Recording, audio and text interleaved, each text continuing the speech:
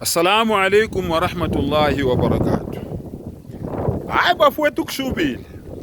Mina as long into ngayithola kuQuran, ngayithola eBhayibhelini, ngayithola emlandweni, ngizokhuluma ngayo ngoba naye ngiyayibona. Nawe mawuvula futhi uzoyibona. Ake ngikhulume ngamabhid'a. Ngithe mina 80% yama Muslims ayenza ibhid'a on a daily basis. 80% ningizwe kahle. That means ngokwenkulumo kaRasulullah sallallahu alaihi wasallam 80% yama Muslims enza lawo mabhid'a layo aya esihogweni uma bengaphenduki, uma bengashintshi. Lalela. Kunomuntu othi mangabe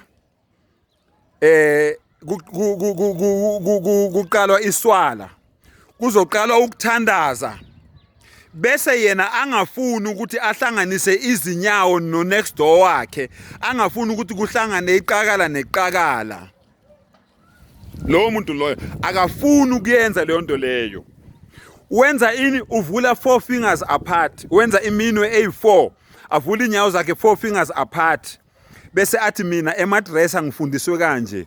Lalela ke, I've got news for you. Bakufundisa umsangano. Nami kuleyo madressa le obuya kuyo nami ngibuya khona bangifundisile same junk le wena bakufundise yona, kodwa sengiyekile ngoba uMuhammad sallallahu alaihi wasallam akasitshelanga ukuthi siyenze leyo nto leyo. Lalela ke, uma sifunda ngonjingalwazi unjulabuchopho uMuhammad sallallahu alaihi wasallam kuthiwa wayethi before eqala umthandazo ahambe wonke ama rows, wonke olayini emasjidi efuna ukubheka ukuthi amasahaba labantu azothandaza nabo bame kanjani. Uma ngabe ethola igap, ihadith ka Hazrat Abu Hurairah radiyallahu ta'ala anhu le ithi wayethi mangabe ethola igap ashaye ngenduku, wayephatha induku ashaye ngenduku la emaqakaleni athi vala vala vala, ngibona usathane ume phakathi kwenu ngesimo sezinyane lemvu. Allahu akbar. Uthi umbuzo kaMbatha, ingabe izinyane lemvu lihamba phezulu yini emahlombe noma lihamba phansi? Njengoba makuzoqala ukuthandaza kuthiwa istawu, imani straight, stand shoulder to shoulder, akasho imam ukuthi iqakala neqakala. Uthi nje shoulder to shoulder, ihlombe nehlombe alihlangane. Yingani imam ungasho ukuthi iqakala neqakala?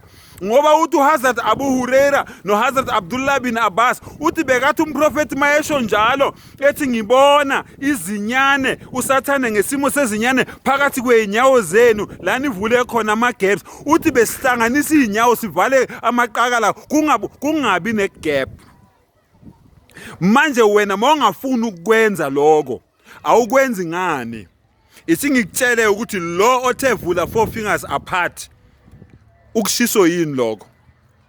It's a hadith yashiwo Muhammad sallallahu alaihi wasallam wathi ezulwini fi samawat, kuwo wonke amazulu ayisikhombisa ayikho indawo engenayo ingilosi zihlukene nge4 fingers apart, ngendlela ingilosi ziziningi ngakhona ezikhonza uAllah subhanahu wa ta'ala, ezama ukubonisa abantu ukuthi njengoba uAllah ethi yibani ama Muslim, hayi ngoba enincenga.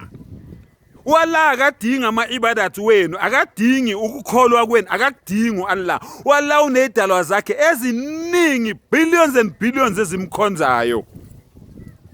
Wayesibonisa lokho uMuhammad ukuthi singacabanga ukuthi njengoba singama Muslim senzela uAllah ifavor, uAllah uyasincenga, uAllah akasincengi. Uthi lezo ingilosi lezo zihlukana nge4 fingers apart kuphela, wonke amazulu wosikhombisa akukho lapho uMuhammad wathi makuthandazwa abantu abahlukanisa inyawo 4 fingers apart, akukho lapho. Umsangane niufundiswa amandiya, ngizonitshela ke namhlanje umsangane niufundiswa amandiya. Lamandiya la ayengafuni ukuthi thina abantu abamnyama Islam siyazi. Lamandiya la afungiswa ukuthi bangalinge batshela abantu abamnyama ngeIslam, ngoba mangabe bangatshela abantu ngeIslam abamnyama bazozisola njengoba bezisola namanje. Uyabona amabhid'athi la engiwakhothayo amandiya wakuthandi lokho, kodwa ngiyakutshela dakhi wakithi iyeke leyo nto leyo izokufaka enkingeni.